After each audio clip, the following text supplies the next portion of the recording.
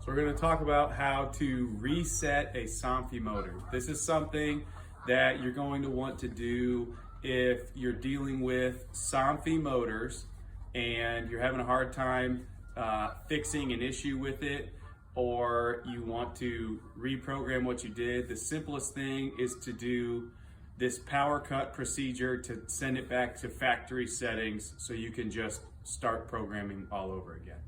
So what you're going to need is the Somfy remote, a tool to touch the program button on the back of the remote. I'm using the flat end of a small drill bit, and access to the power, whether it's plugged in or in this case, they're wired with Wago lever connectors.